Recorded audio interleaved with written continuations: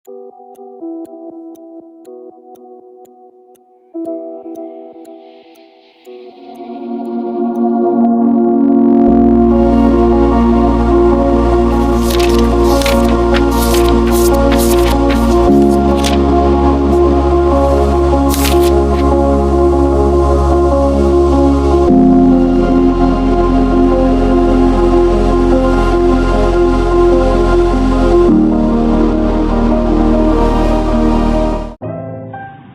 everyone, sebelumnya perkenalkan saya Monica Otavia dengan NIM 23046020.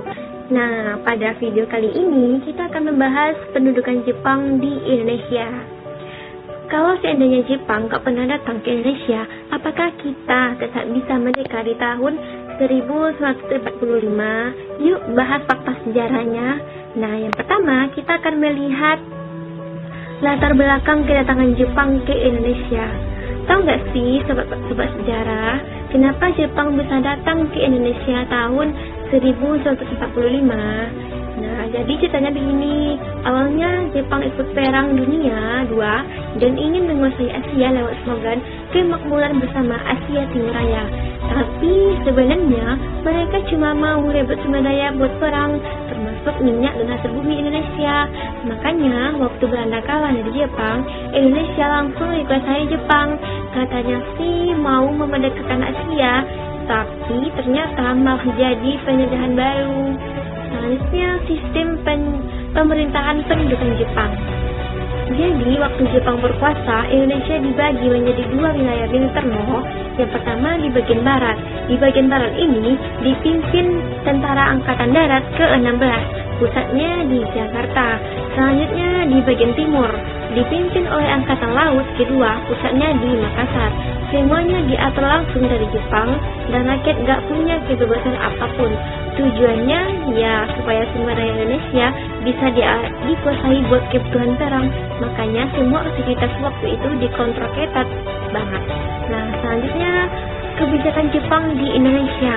Waktu Jepang berkuasa, mereka bikin banyak sekali kebijakan, tapi kebanyakan justru bikin rakyat menderita. Yang pertama di bidang ekonomi. Di bidang ekonomi, rakyat dipaksa kerja rodi atau robusta. Sedangkan di bidang sosial, bahasa Belanda dilarang diganti dengan bahasa Indonesia, dan ini merupakan sisi positifnya. Selanjutnya di bidang militer. Di bidang militer ini, Jepang bentuk organisasi seperti Seidendan, Keibodan, Heiho, dan Peta. Tujuannya sih ya latihan bela negara, tapi sebenarnya buat bantu Jepang perang. Dampak kebijakan yang diterapkan oleh Jepang ini yaitu di bagian negatifnya kita bahas dulu ya. Di bagian negatif ini banyak rakyat kelaparan, pengusaha tewas, dan ekonomi hancur. Sedangkan di bagian positifnya muncul kesadaran nasional dan semangat perjuangan. Banyak pemuda belajar organisasi dan disiplin lewat pelatihan militer. Dari penderitaan justru lahir semangat untuk bangkit. Dari sinilah benih kemerdekaan mulai tumbuh di hati rakyat Indonesia. Nah, pengaruh Jepang terhadap kemerdekaan Indonesia yaitu menjelang Jepang kalah di Perang Dunia II, mereka janji bakal kasih kemerdekaan buat Indonesia. Makanya dibentuklah PBUPKI tahun 1945 buat nyusun dasar negara, terus dilanjutkan dengan PPKI.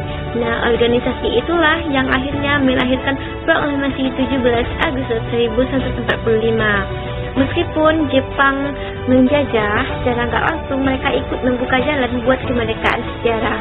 Sejarah tuh emang gak selalu hitam putih kan. Nah, jadi begitu sobat sejarah pendudukan Jepang di Indonesia. Mungkin sekian untuk video kali ini. Saya Monica Otavia, pamit undur diri. See you and bye bye.